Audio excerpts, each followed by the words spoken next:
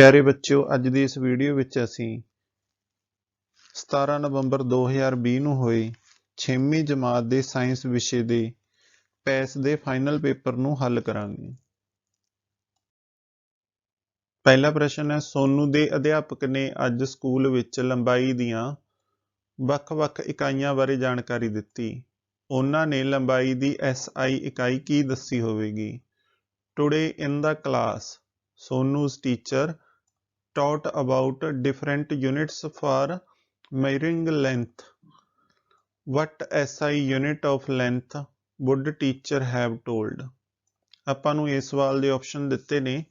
ਪਹਿਲਾ ਆਪਸ਼ਨ ਹੈ ਮੀਟਰ, ਦੂਸਰਾ ਸੈਂਟੀਮੀਟਰ, ਤੀਸਰਾ ਕਿਲੋਮੀਟਰ, ਚੌਥਾ ਉਪਰੋਕਤ ਵਿੱਚੋਂ ਕੋਈ ਨਹੀਂ। ਤਾਂ ਬੱਚਿਓ, ਇਕਾਈ ਦੀ ਜਿਹੜੀ ਮਿਆਰੀ ਯੂਨਿਟ ਹੈ ਉਹ ਮੀਟਰ ਹੁੰਦੀ ਹੈ। ਇਸ ਸਵਾਲ ਦਾ ਆਪਸ਼ਨ ਪਹਿਲਾ ਬਿਲਕੁਲ ਸਹੀ ਹੈ। ਪ੍ਰਸ਼ਨ ਨੰਬਰ 2, ਹਰਮੀਤ ਨੇ ਦਰਜੀ ਨੂੰ ਕੱਪੜਾ ਮਿਣਨ ਦੇ ਸਮੇਂ ਪੁੱਛਿਆ ਕਿ 1 ਮੀਟਰ ਵਿੱਚ ਕਿੰਨੇ ਸੈਂਟੀਮੀਟਰ ਹੁੰਦੇ ਹਨ। ਦਰਜੀ ਨੇ ਕੀ ਜਵਾਬ ਦਿੱਤਾ ਹੋਵੇਗਾ? Harmeet asked tailor while measuring the length of a cloth that how many centimeters are there in 1 meter? ਤਾਂ ਆਪਾਂ ਨੂੰ ਇਸ ਸਵਾਲ ਦੇ 4 ਆਪਸ਼ਨ ਦਿੱਤੇ ਨੇ। ਪਹਿਲਾ ਆਪਸ਼ਨ ਹੈ 1000 ਸੈਂਟੀਮੀਟਰ, 1000 ਸੈਂਟੀਮੀਟਰ, ਦੂਜਾ ਹੈ 100 ਸੈਂਟੀਮੀਟਰ, 100 ਸੈਂਟੀਮੀਟਰ, ਤੀਜਾ ਆਪਸ਼ਨ ਹੈ 10 ਸੈਂਟੀਮੀਟਰ, 10 ਸੈਂਟੀਮੀਟਰ, ਚੌਥਾ ਹੈ 0.1 ਸੈਂਟੀਮੀਟਰ, 0.1 ਸੈਂਟੀਮੀਟਰ। ਤਾਂ ਹਰਮੀਤ ਨੇ ਜਦੋਂ ਦਰਜੀ ਨੂੰ ਕੱਪੜਾ ਮਿਣਨ ਦੇ ਸਮੇਂ ਪੁੱਛਿਆ ਕਿ 1 ਮੀਟਰ ਵਿੱਚ ਕਿੰਨੇ ਸੈਂਟੀਮੀਟਰ ਹੁੰਦੇ ਹਨ, ਤਾਂ ਦਰਜੀ ਨੇ ਉਸਨੂੰ ਜਵਾਬ ਦਿੱਤਾ ਕਿ 1 ਮੀਟਰ ਦੇ ਵਿੱਚ 100 ਸੈਂਟੀਮੀਟਰ 100 ਸੈਂਟੀਮੀਟਰ ਹੁੰਦੇ ਹਨ। ਤਾਂ ਇਸ ਸਵਾਲ ਦਾ ਆਪਸ਼ਨ ਨੰਬਰ 2 ਆਵੇਗਾ। ਤੀਸਰਾ ਪ੍ਰਸ਼ਨ ਹੈ, ਅਧਿਆਪਕ ਨੇ ਤਰੁਟੀ ਰੋਗਾਂ ਬਾਰੇ ਜਾਣਕਾਰੀ ਦਿੰਦਿਆਂ ਵਿਦਿਆਰਥੀਆਂ ਨੂੰ ਦੱਸਿਆ ਕਿ ਸਕਰਵੀ ਨਾਮ ਦਾ ਰੋਗ ਡੈਸ਼ ਦੀ ਕਮੀ ਕਾਰਨ ਹੁੰਦਾ ਹੈ। While explaining about deficiency diseases, teacher told the students that scurvy is the disease caused due to deficiency of। ਤਾਂ ਆਪਾਂ ਨੂੰ ਇਸ ਦੇ ਆਪਸ਼ਨ ਦਿੱਤੇ ਨੇ। ਪਹਿਲਾ ਆਪਸ਼ਨ ਹੈ ਵਿਟਾਮਿਨ A, ਦੂਸਰਾ ਆਪਸ਼ਨ ਹੈ ਵਿਟਾਮਿਨ B, ਤੀਸਰਾ ਆਪਸ਼ਨ ਹੈ ਵਿਟਾਮਿਨ C, ਚੌਥਾ ਆਪਸ਼ਨ ਹੈ ਵਿਟਾਮਿਨ D। ਤਾਂ ਜਦੋਂ ਅਧਿਆਪਕ ਤਰੁਟੀ ਰੋਗਾਂ ਬਾਰੇ ਜਾਣਕਾਰੀ ਦੇ ਰਿਹਾ ਸੀ ਤਾਂ ਅਧਿਆਪਕ ਨੇ ਵਿਦਿਆਰਥੀਆਂ ਨੂੰ ਦੱਸਿਆ ਕਿ ਜਿਹੜਾ ਸਕਰਵੀ ਨਾਮ ਦਾ ਰੋਗ ਹੈ ਉਹ ਕਿਹੜੇ ਵਿਟਾਮਿਨ ਦੀ ਕਮੀ ਕਰਕੇ ਹੁੰਦਾ ਹੈ? ਵਿਟਾਮਿਨ C ਦੀ ਕਮੀ ਕਰਕੇ ਹੁੰਦਾ ਹੈ। ਤਾਂ ਤੀਸਰੇ ਸਵਾਲ ਦਾ ਉੱਤਰ ਆਪਸ਼ਨ ਨੰਬਰ 3 ਆਵੇਗਾ। ਚੌਥਾ ਪ੍ਰਸ਼ਨ ਹੈ, ਸੁਨੀਲ ਨੇ ਅਧਿਆਪਕ ਤੋਂ ਮਾਰੂਥਲੀ ਪੌਦਿਆਂ ਦੇ ਗੁਣਾਂ ਬਾਰੇ ਪੁੱਛਿਆ ਤਾਂ ਅਧਿਆਪਕ ਦੁਆਰਾ ਮਾਰੂਥਲੀ ਪੌਦਿਆਂ ਦੇ ਕਿਹੜੇ ਗੁਣ ਦੱਸੇ ਹੋ ਸਕਦੇ ਹਨ? Sunil asked teacher about characteristics of desert plants, then what characteristics of desert plants could be explained by the teacher? ਇਹ ਚਿੱਤਰ ਆਪਾਂ ਨੂੰ ਮਾਰੂਥਲੀ ਪੌਦਿਆਂ ਦਾ ਦਿੱਤਾ ਹੈ। ਆਪਾਂ ਨੂੰ ਇਸ ਸਵਾਲ ਦੇ ਉੱਤਰ ਦੇ ਵਿੱਚ 4 ਆਪਸ਼ਨ ਦਿੱਤੇ ਨੇ। ਆਪਾਂ ਇਹਨਾਂ ਦੇ ਵਿੱਚੋਂ ਇੱਕ ਸਹੀ ਆਪਸ਼ਨ ਚੂਜ਼ ਕਰਨਾ ਹੈ। ਪਹਿਲਾ ਆਪਸ਼ਨ ਹੈ ਪੱਤਿਆਂ ਦਾ ਨਾ ਹੋਣਾ ਜਾਂ ਬਹੁਤ ਛੋਟੇ ਪੱਤੇ ਹੋਣਾ, no leaves or very small leaves।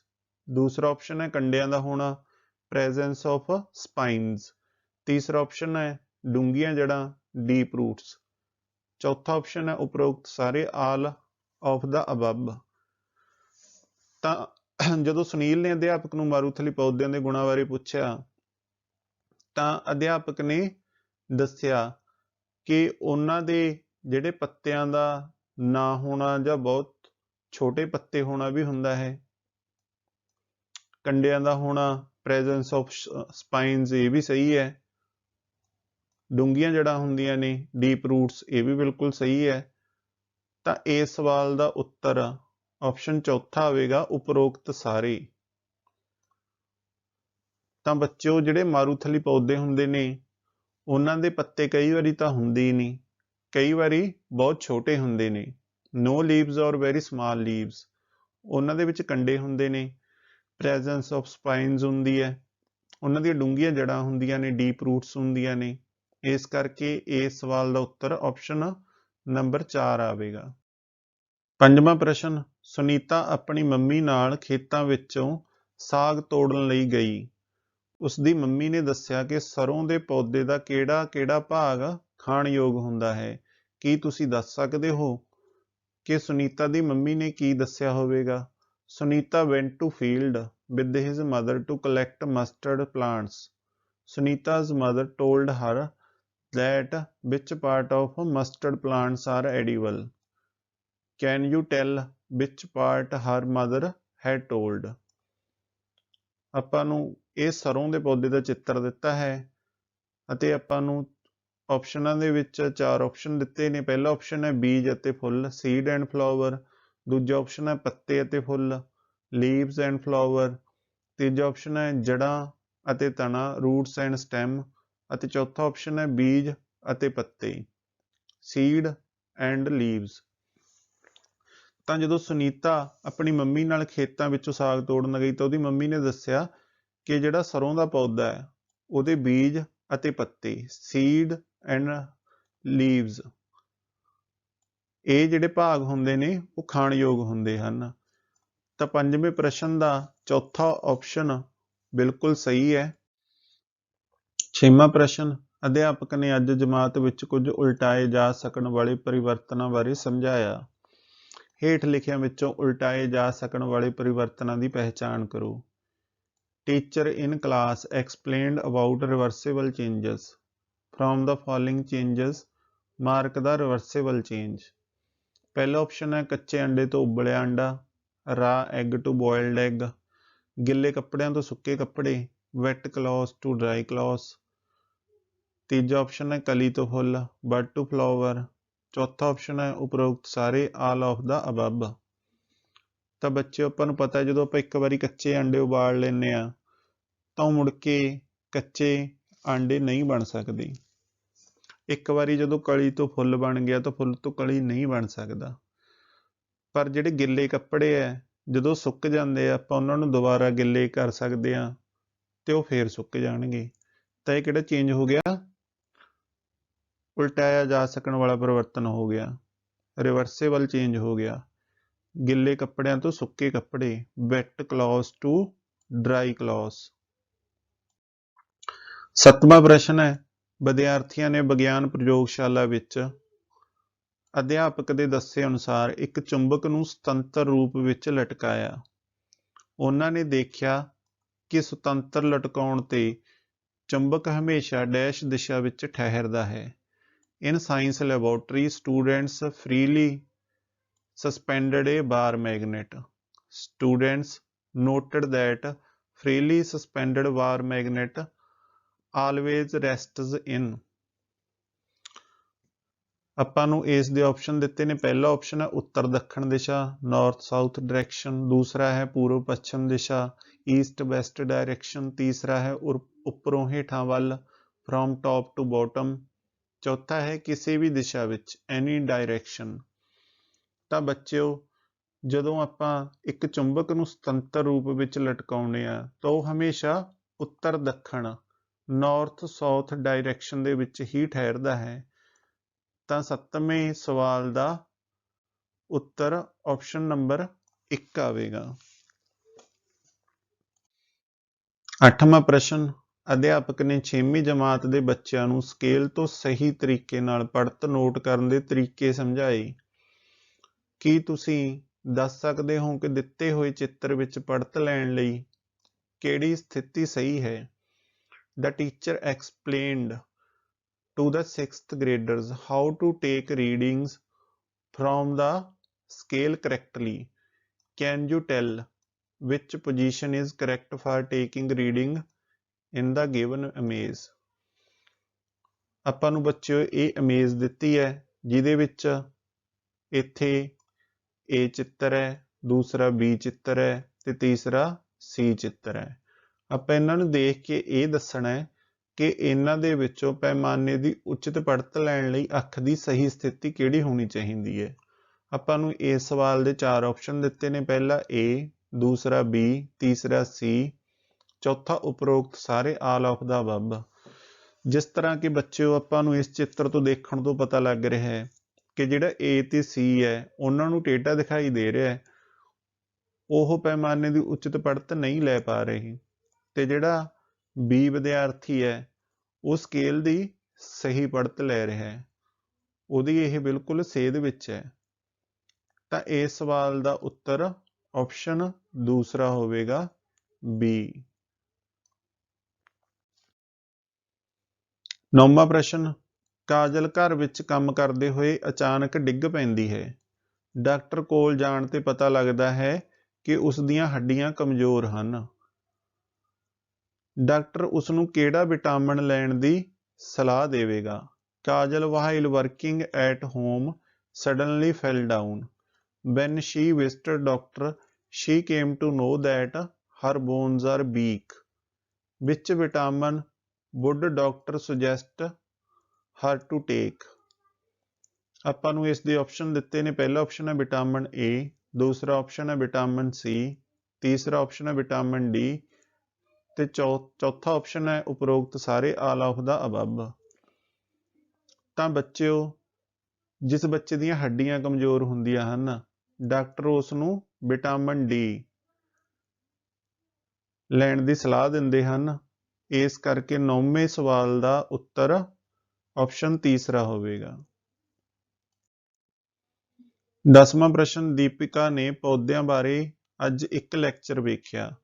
ਉਸਦੇ ਭਰਾ ਰੋਹਿਤ ਨੇ ਉਸ ਨੂੰ ਪੁੱਛਿਆ ਕਿ ਕਿਹੜੇ ਪੌਦਿਆਂ ਦੀ ਜੜ ਮੂਸਲ ਜੜ ਹੁੰਦੀ ਹੈ। Deepika saw lecture about plants. Her brother Rohit asked her that which of the following plants have tap root. ਆਪਾਂ ਨੂੰ ਇਸ ਸਵਾਲ ਦੇ 4 ਆਪਸ਼ਨ ਦਿੱਤੇ ਨੇ। ਪਹਿਲਾ ਮੱਕੀ ਮੇਜ਼, ਦੂਸਰਾ ਕਣਕ ਵੀਟ, ਤੀਜਾ ਛੋਲੇ ਚਿਕਪੀਸ, ਚੌਥਾ ਘਾਹ ਗਰਾਸ। ਤਿੰਨ ਚਾਰਾਂ ਆਪਸ਼ਨਾਂ ਦੇ ਵਿੱਚੋਂ ਆਪਾਂ ਸਹੀ ਆਪਸ਼ਨ ਪਿਕ ਕਰਨਾ ਹੈ। ਤਾਂ 10ਵੇਂ ਸਵਾਲ ਦਾ ਆਪਸ਼ਨ ਤੀਸਰਾ ਛੋਲੇ ਚਿਕਪੀਸ ਸਹੀ ਉੱਤਰ ਹੋਵੇਗਾ। ਜਿਹੜੇ ਛੋਲਿਆਂ ਦੀ ਜੜ ਹੈ ਉਹ ਮੂਸਲ ਜੜ ਹੁੰਦੀ ਹੈ ਤੇ ਬਾਕੀ ਮੱਕੀ ਕਣਕ ਘਾਹ ਇਹਨਾਂ ਦੀ ਜੜ ਰੇਸ਼ੇਦਾਰ ਜੜ ਹੁੰਦੀ ਹੈ।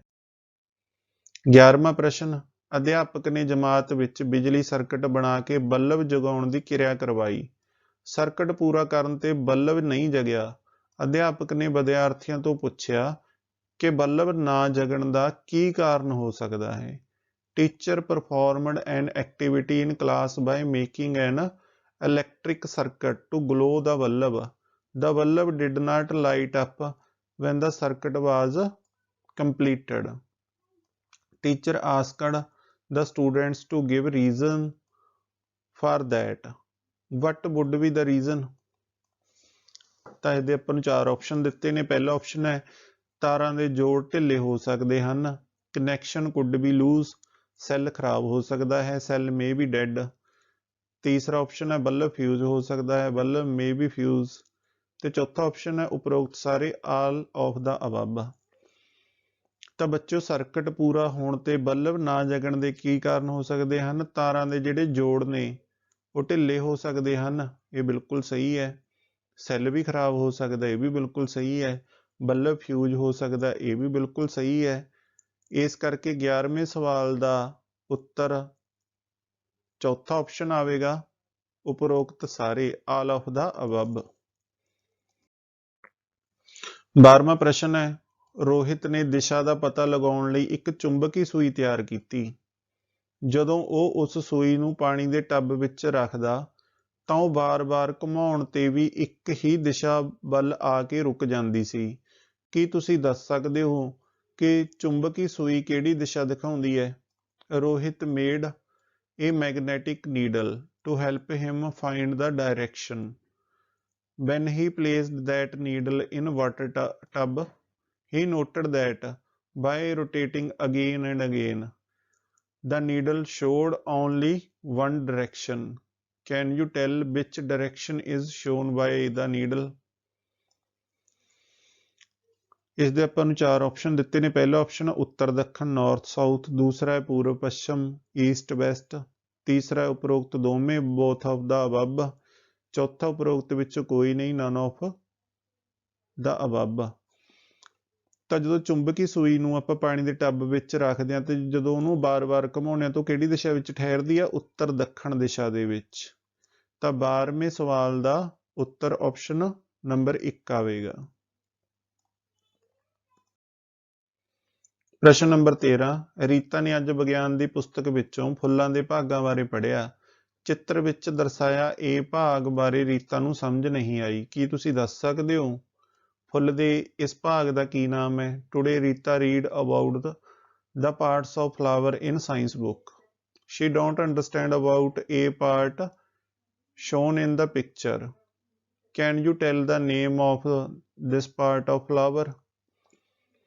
ਆਪਾਂ ਨੂੰ ਇਹ ਚਿੱਤਰ ਦਿੱਤਾ ਹੈ ਅਤੇ ਆਪਾਂ ਤੋਂ ਇਹ ਭਾਗ ਦਾ ਨਾਮ ਪੁੱਛਿਆ ਗਿਆ ਹੈ ਕਿ ਇਹ ਕੀ ਹੈ। ਆਪਾਂ ਨੂੰ ਇਸ ਸਵਾਲ ਦੇ 4 ਆਪਸ਼ਨ ਦਿੱਤੇ ਨੇ। ਪਹਿਲਾ ਆਪਸ਼ਨ ਹੈ ਪੁੰਕੇਸਰ, ਸਟੈਮਨਸ, ਦੂਸਰਾ ਇਸਤਰੀ ਕੇਸਰ, ਪਿਸਟਲ, ਤੀਸਰਾ ਉਪਰੋਕਤ ਦੋਵੇਂ ਬਾਥ ਆਫ ਦਾ ਅਬਵ, ਚੌਥਾ ਉਪਰੋਕਤ ਵਿੱਚੋਂ ਕੋਈ ਨਹੀਂ ਨਨ ਆਫ ਦਾ ਅਬਵ। ਤਾਂ ਬੱਚਿਓ ਜਿਹੜਾ ਆਪਾਂ ਨੂੰ ਇਹ ਭਾਗ ਨਜ਼ਰ ਆ ਰਿਹਾ ਹੈ ਉਹ ਫੁੱਲ ਦਾ ਕਿਹੜਾ ਭਾਗ ਹੈ? ਪੁੰਕੇਸਰ। ਤਾਂ 13ਵੇਂ ਪ੍ਰਸ਼ਨ ਦਾ ਆਪਸ਼ਨ ਪਹਿਲਾ ਸਹੀ ਉੱਤਰ ਹੈ। 14ਵਾਂ ਪ੍ਰਸ਼ਨ, ਰਾਮ ਦੀ ਸੂਤੀ ਕਮੀਜ਼ ਵਿੱਚੋਂ ਤਾਗਾ ਬਾਹਰ ਨਿਕਲ ਰਿਹਾ ਸੀ। ਉਸਨੇ ਤਾਗੇ ਨੂੰ ਬਾਹਰ ਖਿੱਚ ਕੇ ਖੁਰਚਿਆ ਤਾਂ ਵੇਖਿਆ ਕਿ ਤਾਗਾ ਪਤਲੀਆਂ ਲੜੀਆਂ ਵਿੱਚ ਵਿਭਾਜਿਤ ਹੋ ਗਿਆ।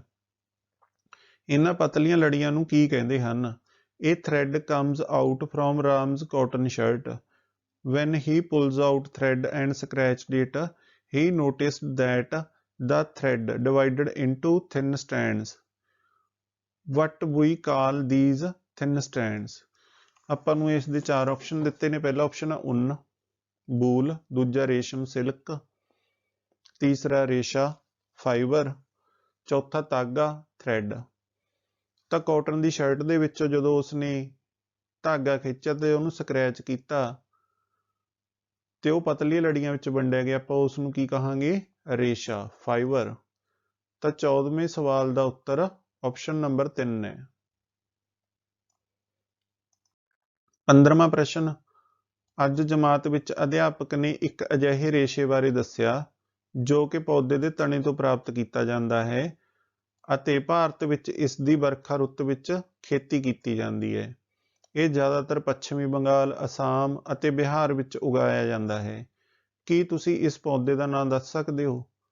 Today in class teacher tout about the fiber which we get from the stem of a plant and mostly grown in rainy season. It is mostly grown in West Bengal, Assam and Bihar. Can you tell the name of this plant?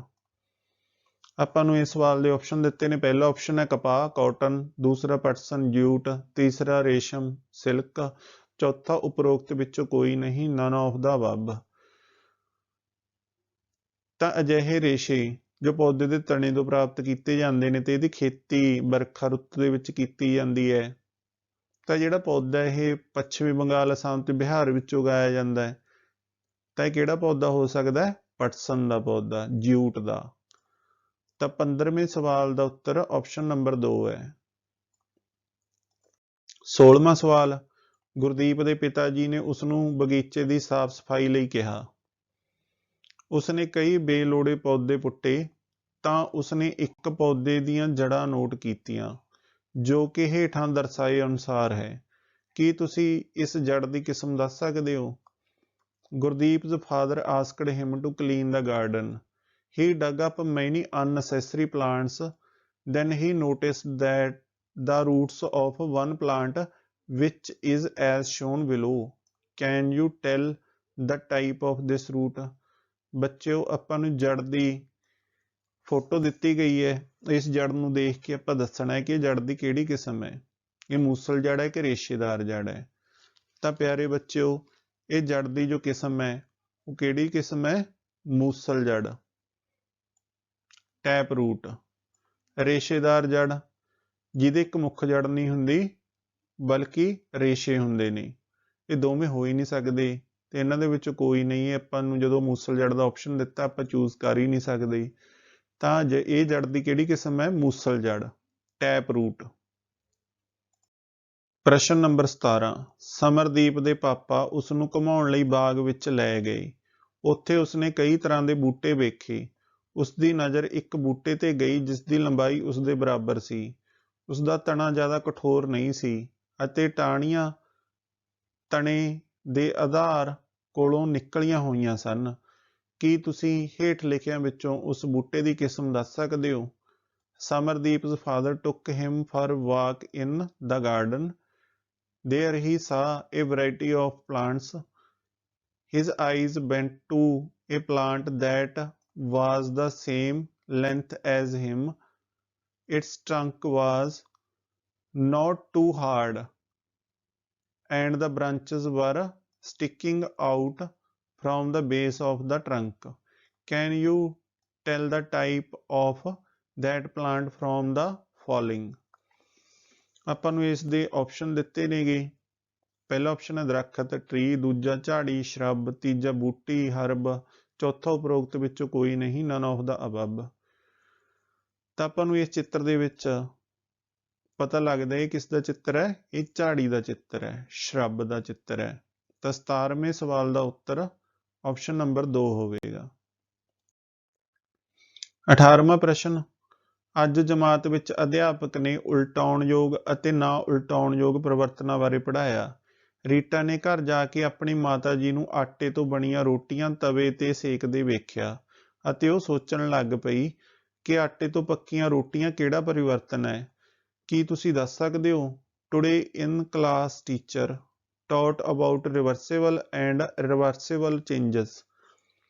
Rita saw her mother preparing chapatis on tawa. Then she thinks about what type of change it is. Can you tell? ਆਪਾਂ ਨੂੰ ਇਸ ਦੇ 4 option ਦਿੱਤੇ ਨੇ। ਪਹਿਲਾ option ਦਿੱਤਾ ਉਲਟਾਉਣਯੋਗ ਪਰਿਵਰਤਨ ਰਿਵਰਸਿਬਲ change, ਦੂਸਰਾ ਨਾ ਉਲਟਾਉਣਯੋਗ ਪਰਿਵਰਤਨ ਇਰਿਵਰਸਿਬਲ ਚੇਂਜ, ਤੀਸਰਾ ਉਪਰੋਕਤ ਦੋਵੇਂ ਬਾਥ ਆਫ ਦਾ ਅਬਵ, ਚੌਥਾ ਉਪਰੋਕਤ ਵਿੱਚੋਂ ਕੋਈ ਨਹੀਂ ਨਨ ਆਫ ਦਾ ਅਬਵ। ਤਾਂ ਬੱਚਿਓ ਜਦੋਂ ਆਪਾਂ ਇੱਕ ਵਾਰੀ ਆਟੇ ਤੋਂ ਰੋਟੀਆਂ ਤਵੇ ਤੇ ਬਣਾ ਲੈਂਦੇ ਆ ਤਾਂ ਉਹਨਾਂ ਨੂੰ ਦੁਬਾਰਾ ਆਟੇ ਦੇ ਰੂਪ ਦੇ ਵਿੱਚ ਪਰਿਵਰਤਿਤ ਨਹੀਂ ਕੀਤਾ ਜਾ ਸਕਦਾ। ਤਾਂ ਇਹ ਕਿਹੜਾ ਪਰਿਵਰਤਨ ਹੈ? ਨਾ ਉਲਟਾਉਣਯੋਗ ਪਰਿਵਰਤਨ ਰਿਵਰਸੀਬਲ ਚੇਂਜ। ਤਾਂ 18ਵੇਂ ਸਵਾਲ ਦਾ ਉੱਤਰ ਆਪਸ਼ਨ ਨੰਬਰ 2 ਹੋਵੇਗਾ। ਪ੍ਰਸ਼ਨ ਨੰਬਰ 19 ਸਨੇਹਾ ਨੇ ਵੇਖਿਆ ਕਿ ਉਸਦੇ ਮਾਤਾ ਜੀ ਨੇ ਦੁੱਧ ਵਿੱਚ ਥੋੜੀ ਜਿਹੀ ਮਾਤਰਾ ਵਿੱਚ ਦਹੀਂ ਮਿਲਾ ਕੇ ਕੁਝ ਘੰਟਿਆਂ ਲਈ ਰੱਖਿਆ ਤਾਂ ਉਹ ਦਹੀਂ ਵਿੱਚ ਪਰਿਵਰਤਿਤ ਹੋ ਗਿਆ। ਉਸ ਨੂੰ ਯਾਦ ਆਇਆ ਕਿ ਦਹੀਂ ਦਾ ਜੰਮਣਾ ਇੱਕ ਡੈਸ਼ ਪਰਿਵਰਤਨ ਹੈ। Neha watched her mother adding some curd into milk and keep the milk untouched for some hours. Then the milk get set into the curd. She remember that setting of curd is dash change. ਆਪਾਂ ਨੂੰ ਇਸ ਚਿੱਤਰ ਦੇ ਵਿੱਚ ਦੁੱਧ ਤੋਂ ਦਹੀਂ ਦਾ ਜੰਮਣਾ ਪਰਿਵਰਤਨ ਦਿਖਾਇਆ ਗਿਆ ਹੈ। ਇਹ ਕਿਹੜਾ ਪਰਿਵਰਤਨ? ਆਪਾਂ ਨੂੰ ਇਸ ਦੇ 4 ਆਪਸ਼ਨ ਦਿੱਤੇ ਨੇ। ਪਹਿਲਾ ਹੈ ਉਲਟਾਉਣਯੋਗ ਪਰਿਵਰਤਨ ਰਿਵਰਸਿਬਲ ਚੇਂਜ, दूसरा ना उल्टाउणयोग परिवर्तन इरिवर्सिबल चेंज, तीसरा है उपरोक्त दोनों बाथ ऑफ द अबव, चौथा ऑप्शन है उपरोक्त विचों कोई नहीं नन ऑफ द अबव। तो प्यारे बच्चों एक बारी जदों दुध तो दही बन जाता है तो दही तो दुध नहीं बन सकता। तो यह किहड़ा परिवर्तन होया? ना उल्टाउणयोग परिवर्तन रिवर्सिबल चेंज। तो 19वें सवाल का उत्तर ऑप्शन नंबर 2 होवेगा। प्रश्न नंबर 20 पहेली पार्क ਵਿੱਚ ਜਾ ਕੇ ਇੱਕ ਝੂਲੇ ਤੇ ਝੂਟੇ ਲੈਣ ਲੱਗੀ। ਉਸ ਨੂੰ ਯਾਦ ਆਇਆ ਕਿ ਪੀਂਘ ਤੇ ਝੂਟੇ ਲੈਣਾ ਇੱਕ ਡੈਸ਼ ਗਤੀ ਹੈ। Paheli take ride on swing. She remember the motion of swing is dash. ਆਪਾਂ ਨੂੰ ਇਸ ਸਵਾਲ ਦੇ 4 ਆਪਸ਼ਨ ਦਿੱਤੇ ਨੇ। ਪਹਿਲਾ ਇਹ ਚੱਕਰਾਕਾਰ ਗਤੀ ਹੈ, ਸਰਕੂਲਰ ਮੋਸ਼ਨ ਹੈ, ਦੂਜਾ ਸਰਲ ਰੇਖੀ ਗਤੀ ਹੈ, ਸਟੇਟ ਲਾਈਨ ਮੋਸ਼ਨ ਹੈ, ਤੀਜਾ ਆਵਰਤੀ ਗਤੀ ਹੈ, ਪੀਰੀਓਡਿਕ ਮੋਸ਼ਨ ਹੈ, चौथा उपरोक्त विचों कोई नहीं नन ऑफ द अबव है। तां पार्क विच एक झूले ते झूटे लेना किहड़ी गति है? एक आवर्ती गति है, पीरियडिक मोशन है यह। तां 20वें सवाल का उत्तर ऑप्शन नंबर 3 होवेगा। ਬੱਚਿਓ ਤੁਸੀਂ ਇਸ ਵੀਡੀਓ ਦੇ ਡਿਸਕ੍ਰਿਪਸ਼ਨ ਬਾਕਸ ਨੂੰ ਜ਼ਰੂਰ ਚੈੱਕ ਕਰਨਾ ਹੈ। ਉੱਥੇ ਤੁਹਾਨੂੰ ਹਿੰਦੀ ਦੇ ਸ਼ਬਦ, ਵਰਣਮਾਲਾ, ਨਿਬੰਧ, ਪ੍ਰਾਰਥਨਾ ਪੱਤਰ, ਕਹਾਣੀਆਂ, ਨਮੂਨਾ ਪ੍ਰਸ਼ਨ ਪੱਤਰ, ਟਿਪਸ ਐਂਡ ਟ੍ਰਿਕਸ, ਪੈਸ ਦੇ ਫਾਈਨਲ ਪੇਪਰਾਂ ਦੇ ਸੋਲਿਊਸ਼ਨ, ਪਲੇਲਿਸਟ ਆਦਿ ਦੇ ਲਿੰਕ ਮਿਲ ਜਾਣਗੇ। ਉੱਥੇ ਜਾ ਕੇ ਤੁਸੀਂ ਆਪਣੇ ਮਨਪਸੰਦ ਵਿਸ਼ੇ ਦੀ ਤਿਆਰੀ ਕਰ ਸਕਦੇ ਹੋ। ਤਾਂ ਇਸ ਵੀਡੀਓ ਨੂੰ ਲਾਈਕ ਕਰਨਾ ਹੈ ਅਤੇ ਆਪਣੀ ਜਮਾਤ ਦੇ ਦੂਸਰੇ ਵਿਦਿਆਰਥੀਆਂ ਨਾਲ ਵੱਧ ਤੋਂ ਵੱਧ ਸ਼ੇਅਰ ਕਰਨਾ ਹੈ। ਗਰਚਾ ਸਟੱਡੀ ਪੁਆਇੰਟ ਚੈਨਲ ਨੂੰ ਸਬਸਕ੍ਰਾਈਬ ਕਰਕੇ ਬੈਲ ਦੇ ਆਈਕਨ ਨੂੰ ਜ਼ਰੂਰ ਦਬਾਉਣਾ ਹੈ ਤਾਂ ਕਿ ਭਵਿੱਖ ਵਿੱਚ ਇਸ ਚੈਨਲ ਤੇ ਆਉਣ ਵਾਲੇ ਸਾਰੇ ਸਿੱਖਿਆਦਾਇਕ ਵੀਡੀਓ ਦੇ ਨੋਟੀਫਿਕੇਸ਼ਨ ਤੁਹਾਡੇ ਤੱਕ ਸਭ ਤੋਂ ਪਹਿਲਾਂ ਪਹੁੰਚ ਸਕਣ। Thank you. ਮਿਲਦੇ ਹਾਂ ਕਿਸੇ ਹੋਰ ਵੀਡੀਓ ਦੇ ਵਿੱਚ।